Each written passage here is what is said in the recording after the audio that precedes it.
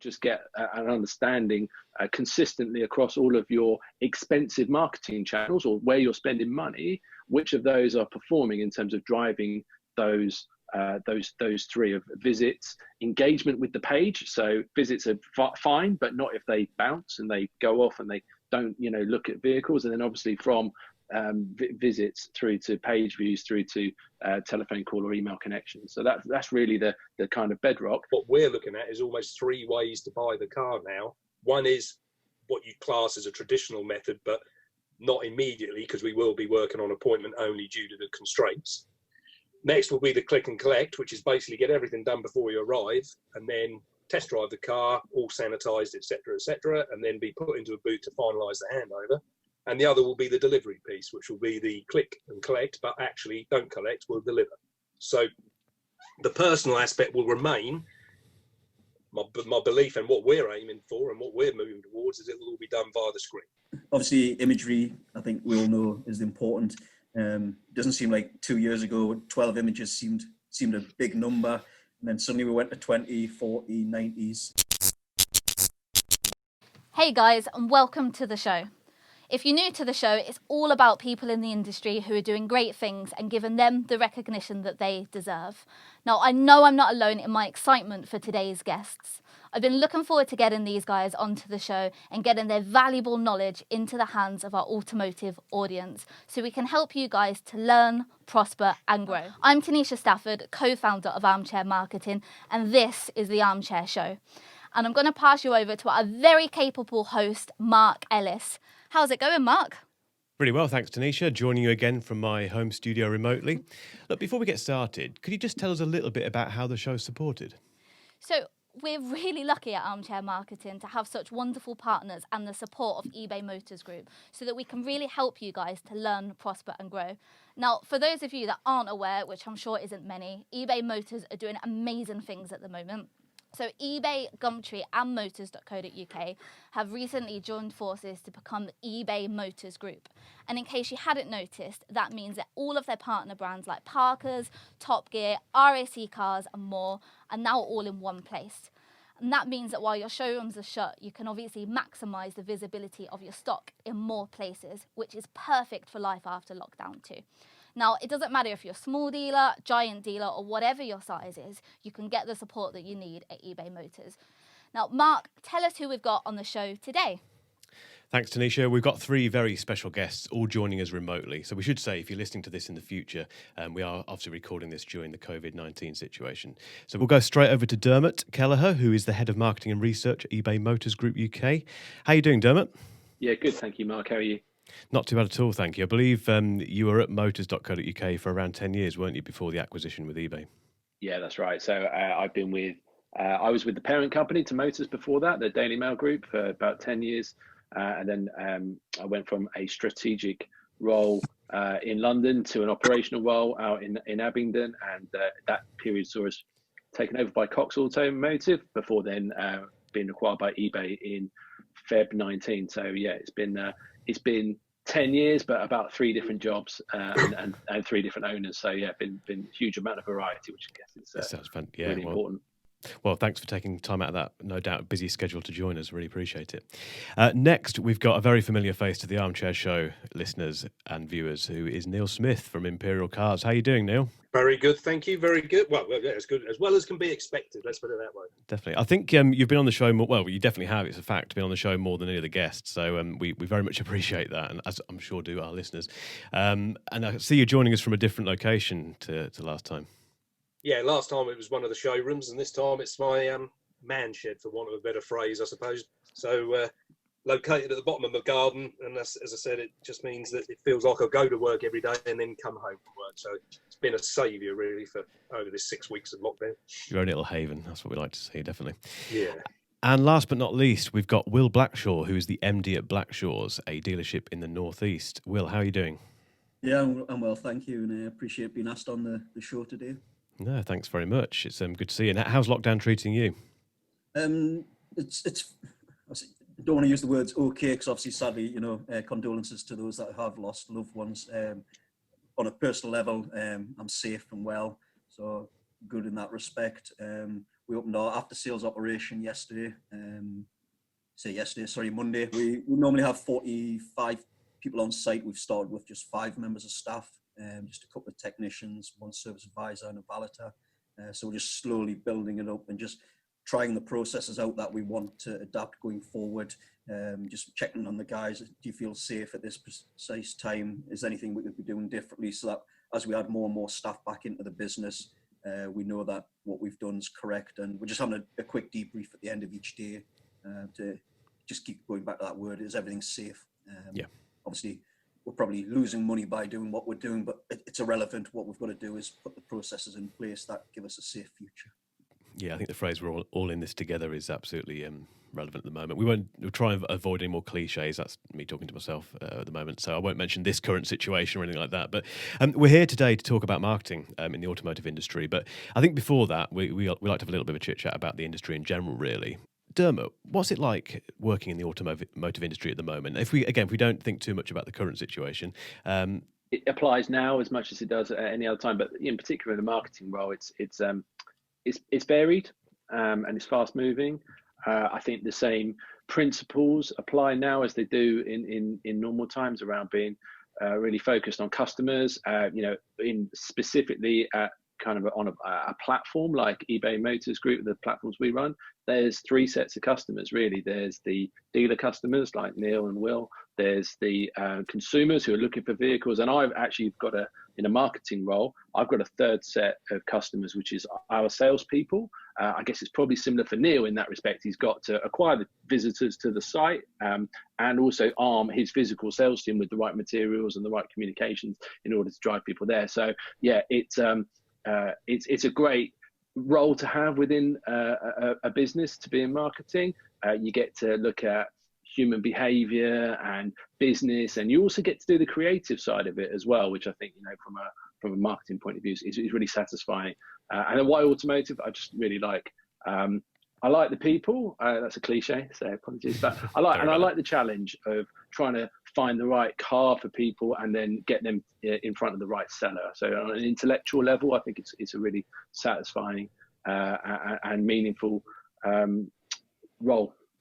Definitely. Do you get the same enjoyment, Will, from a dealership point of view when it comes to, as Dermot says, finding the right buyer for a car? Is it a similar thing that you enjoy? Yeah, totally. But just one word that Dermot just used there, to be honest, and just back to your original question about the motor trade, and it's the word people. And I know I'm diversifying from what you're actually asking here, but I think it's an important point that as we suddenly start talking and thinking how quickly and how much can we transfer this whole industry now online. Yesterday I was for the first time adapting our order forms so that they could have digital signature, which were probably left a little bit behind some of the bigger players in the industry. But I'm just frightened that we go a little bit too digital to the point where we forget about interacting with people, because I think that's what makes the industry so good. The customers, the fun you have with customers, and the fun you have with your suppliers. We forget about interacting as humans, and that's, dare say, a little bit of a fear that we're going 100 mile an hour, digital, and then suddenly we just never interact with a human again. And I think we could forget what we actually all enjoy about the industry. So I think that's one element that I'm just mindful of at the minute. I think that's a really, really good point. I know that that's something, Neil, that you've been looking at a lot lately, like in the last couple of weeks, in terms of how you're going to take that process of such great customer service and transforming that in what was potentially this kind of new world. Yeah, definitely. And I think what we've had to do is look really deeply at our existing sales process, which is, and sales is based around rapport building. It's people buy from people. It's always been the case. So no matter what your processes are, if you haven't got the right people, then you're not going to sell cars. And I'd say that maybe 90% of our people were right. You're always going to get those that don't do what you want them to do.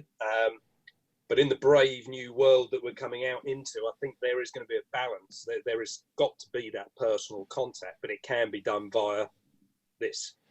So what we've been looking at, and we trialled with some deliveries we've done to key workers, is using this technology that we are all using now to handle a handover process remotely. What we've set up now is within those booths, instead of the person sat there, there is a screen. and they log in via Zoom and they screen share. They still have the same communication. They're face to face. There's still the rapport building. In a way, what we've learned from the consumer as well is a far less pressured situation.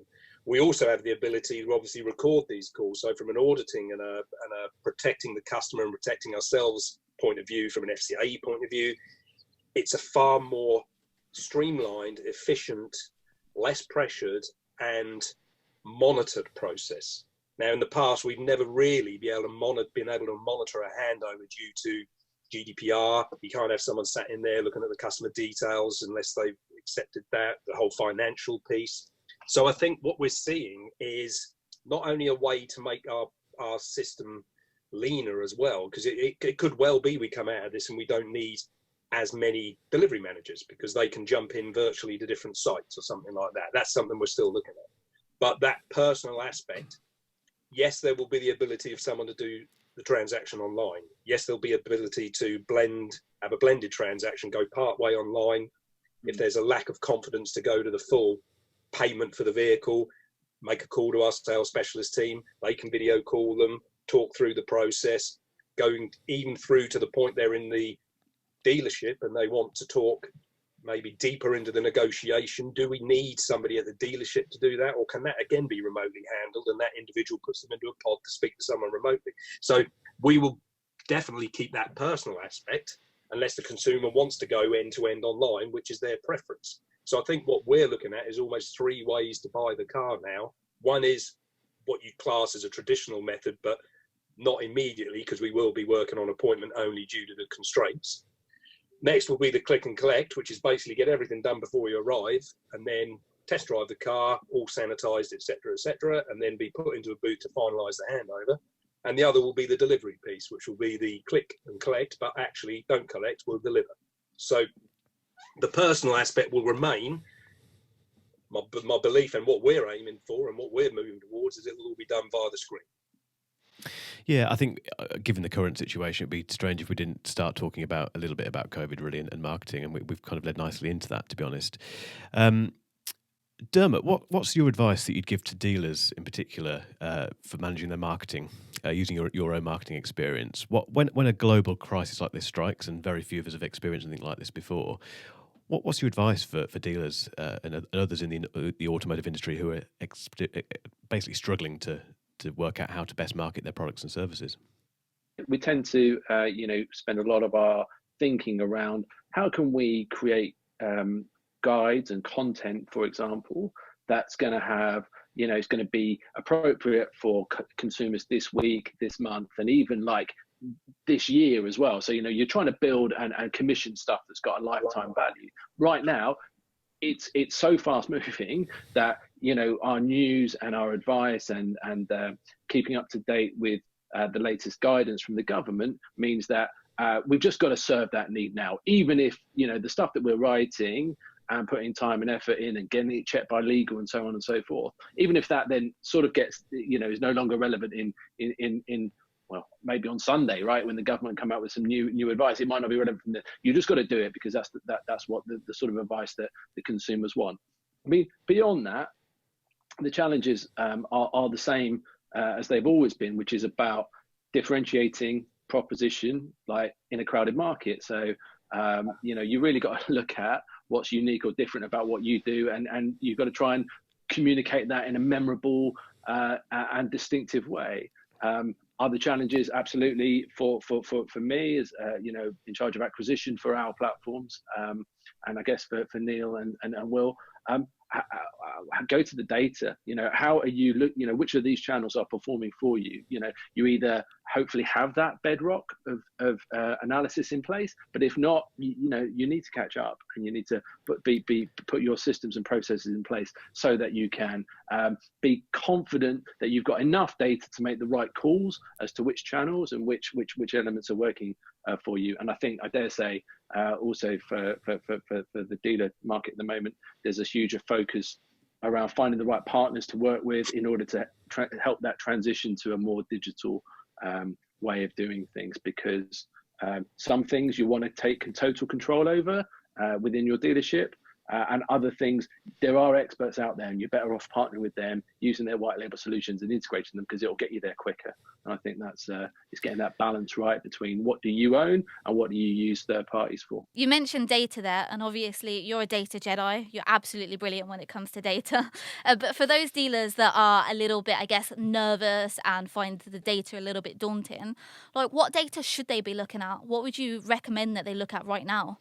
The things that we track would broadly speak to visits, page views, and leads, and trying to just get an understanding consistently across all of your expensive marketing channels, or where you're spending money, which of those are performing in terms of driving those three of visits, engagement with the page. So visits are fine, but not if they bounce and they go off and they don't look at vehicles. And then obviously from visits through to page views, through to telephone call or email connections. So that's really the kind of bedrock. I'm sure we'll talk about the other things that are important in order to be able to differentiate your brand and tell that story, like social media. But I think for the expensive channels, PPC or third party platforms, I think you want to be making sure that you've at the very least got that sort of tracking in place on your own site, and making sure that your in-house systems as well are mopping up as and when people are do inquire, making sure you're logging that in whatever tool you use. Or if you're not using a tool per se, at least you've got a ledger of call from X generated on Y date, and from the source that was source Z, so that you can then go back and just try and track where did that inquiry come from. There's so much data there, isn't there, to use? I think a lot of it is having the time to do it, which I know is always a struggle for a lot of dealers. Will, do you use data a lot in your business in terms of the way that Dermot's been describing tracking sales leads and the customer journey? We're not Google Analytic experts by any means. Obviously, being a main dealer, we've got many KPIs from workshop through to car sales, obviously. My mentality's always been just ensuring that no opportunity is wasted. Has there been an inquiry? Has the customer been contacted, and in a suitable time? And that's probably the most important thing to me. Are we contacting customers in the correct time frame?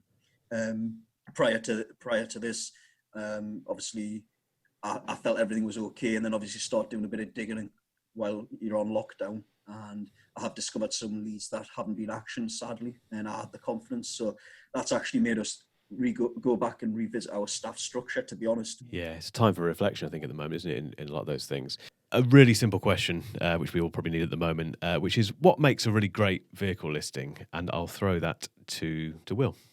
Obviously, imagery, I think we all know, is important. Doesn't seem like 2 years ago, 12 images seemed a big number. And then suddenly we went to 20, 40, 90s. We stopped at 40, to be honest, just due to the platforms that we use. We feel that's a comfortable number. Obviously, we know the videos is important. And the point before about data, that's one thing that we did start measuring as well. Are people watching the videos, and how long were they watching the videos for, which we quickly realized that a 5-minute video is a waste of time, and it needs to be short and snappy.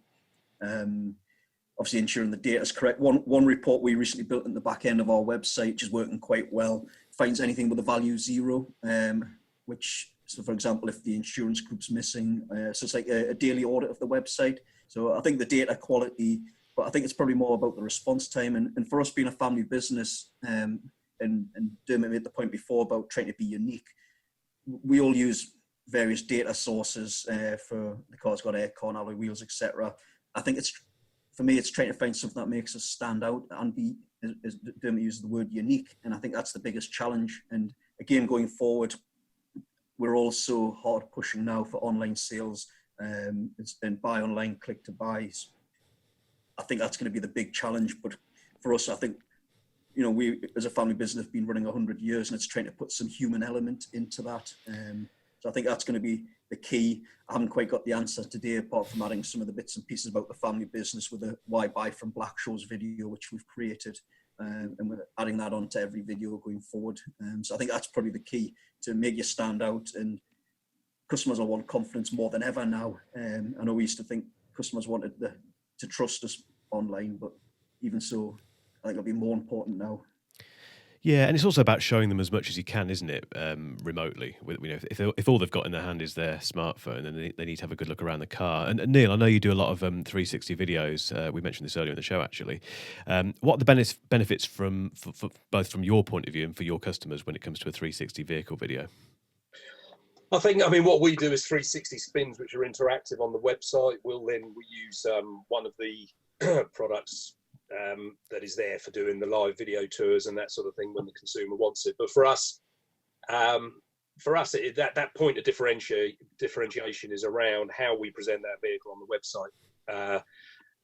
As Will said, we'll go to 40 images where necessary. A Ford Fiesta does not necessarily need 40 images, but BMW's M5 with lots of spec needs 40 images. So we're sensible in how we do that. Taking a photo of a windscreen wiper stalk on a Fiesta ain't exactly worthwhile, is it? So, but what we're very keen on is the stock we gravitate towards is highly spec stock. So we make a big thing on the vehicle details page of the spec that's attached to that vehicle, because that is massive added value for the consumer, which they don't really end up paying for. We might be able to achieve another £500 for that car, but again, we've got to be cost competitive on the likes of Auto Trader and obviously eBay Motors. And I suppose other than that, we put a lot of information around how we prepare that vehicle to give confidence in the preparation standard. And I think what we've got to remember now, even more now, even though it's been important for the last 3-4 years, is we've got to get that customer engaged in that vehicle before they'll make contact with us. The old school theory was put as little out there as possible so the consumer's got to ring. Well, that doesn't work. That hasn't worked for 5 years.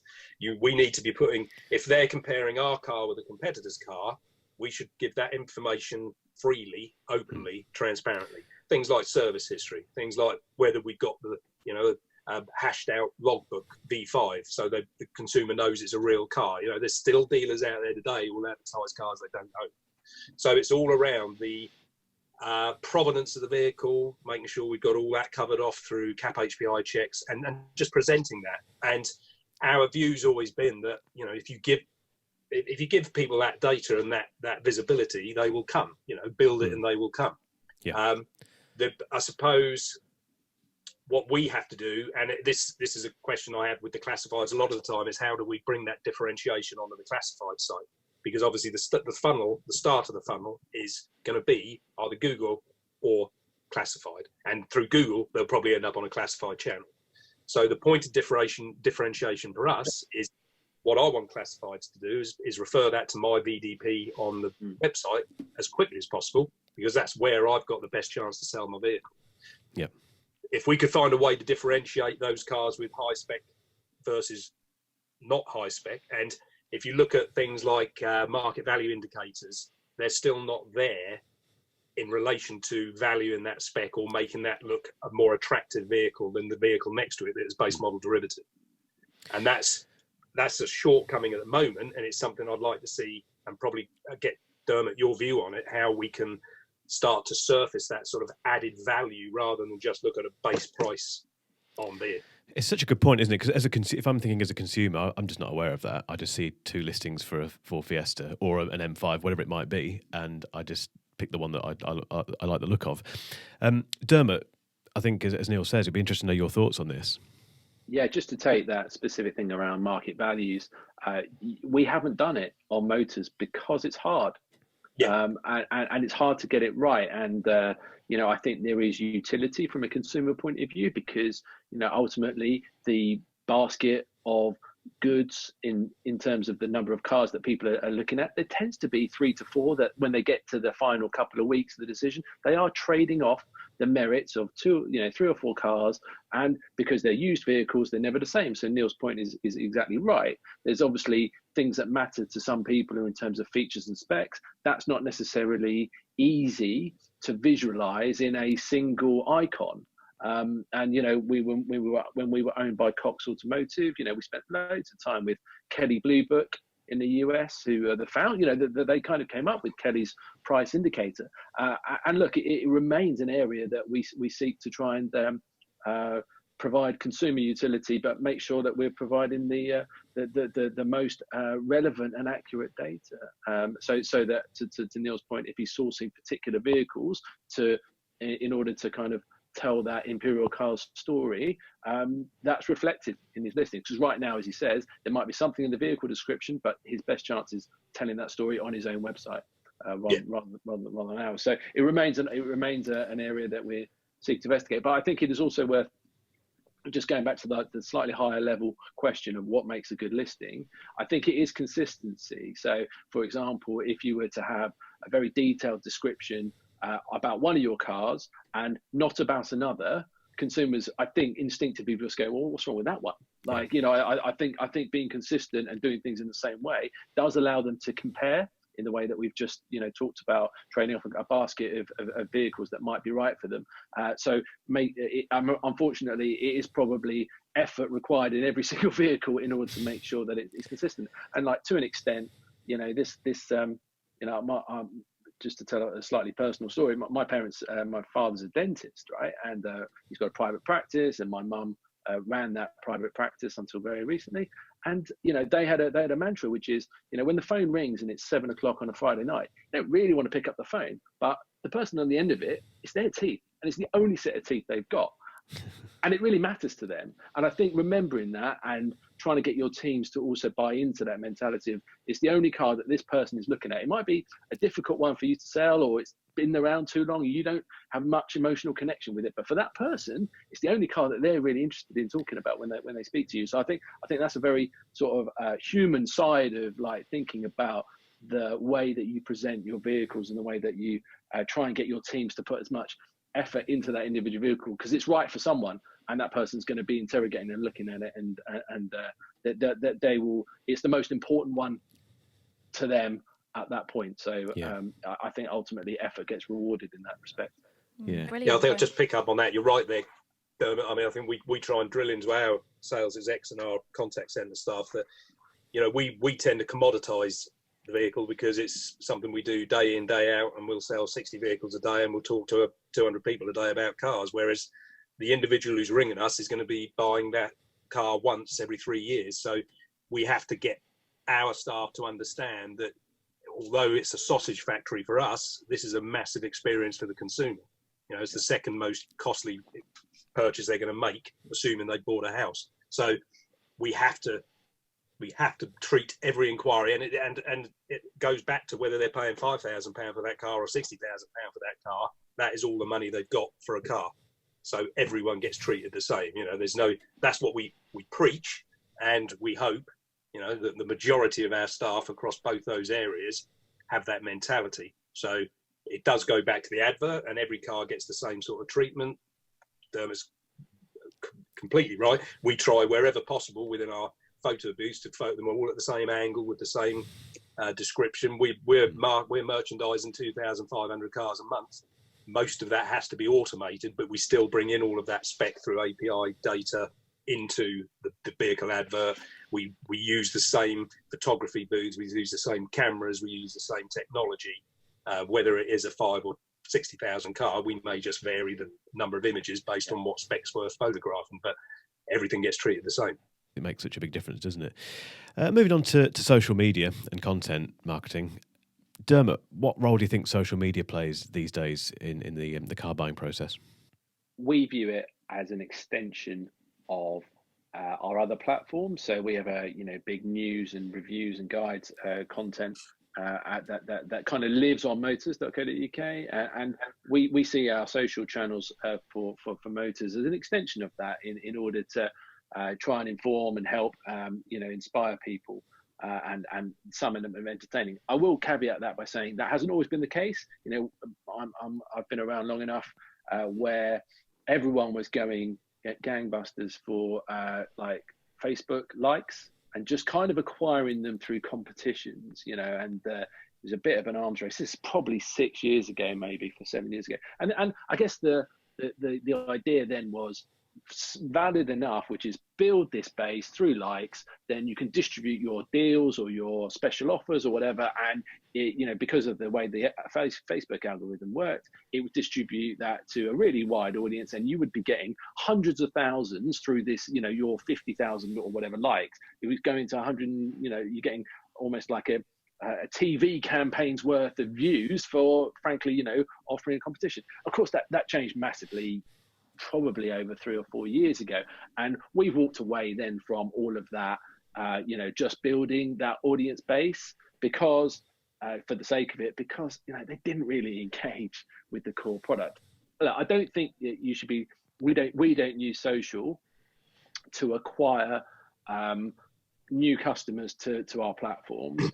We certainly do retargeting, and I think it's a good format for that. But really, we're relatively clear that this social media is a way to help reassure people that motors and Gumtree Motors are environments in which they're going to find the right content for them. So going back to like a storytelling element as opposed to like an out and out acquisition channel. And I think you just got to be clear in your own mind and with your stakeholders as to what is this channel for versus what is, paid search or third party platforms for. And don't treat them the same, and don't try and get to the same ROI, because it won't be there for us anyway. It might be different in different sides of the market, in terms of selling, but just be clear in your own mind what you're doing it for, and tell that story internally, because otherwise you'll get in trouble.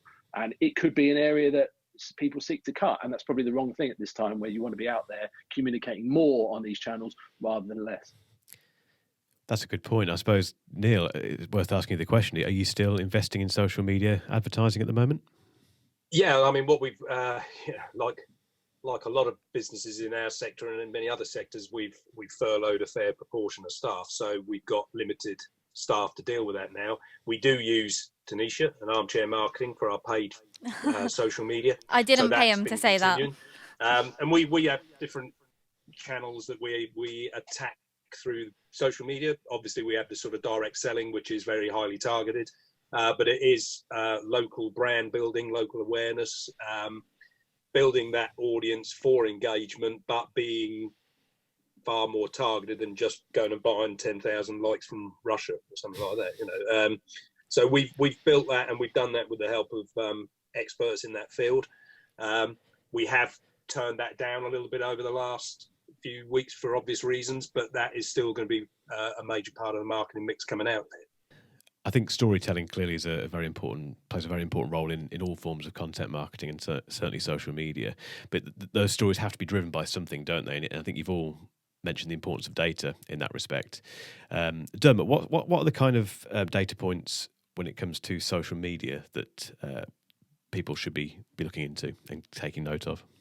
Yeah, good question. I think it goes back to are you investing in this because you think it's a sales channel or a customer acquisition channel, or are you doing it because for other slightly more brand related reasons? There's no doubt that it would form part of a majority of people's consideration, having found the car, yes, and price checked it through whatever means they choose to use.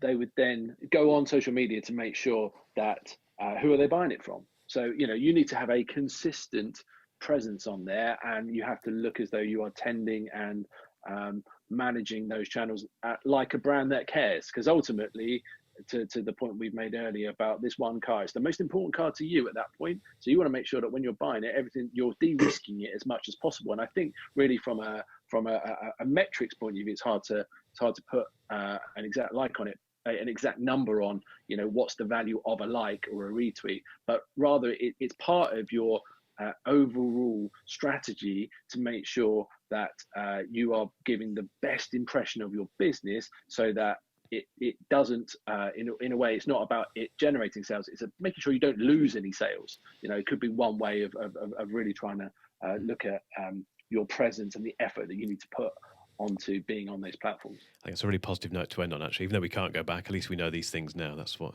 matters, really. Guys, thanks so much for joining us today remotely. It's been great to have you on board. Hopefully we'll get you on again. We know Neil will come on again at some stage anyway. But I look forward to getting you guys in the studio at the end of lockdown when it's safe to do so. Be great we'll definitely invite you in when it's back open, definitely. Thanks very much, guys. Really appreciate it. Thank you. Cheers, thanks. See you later. Bye-bye. That just leaves it for me to say thank you for listening or watching. And if you are watching on YouTube, if you can subscribe and click on the little bell icon, that will give you a notification whenever we post a new show. Until then, stay safe and we'll see you next time.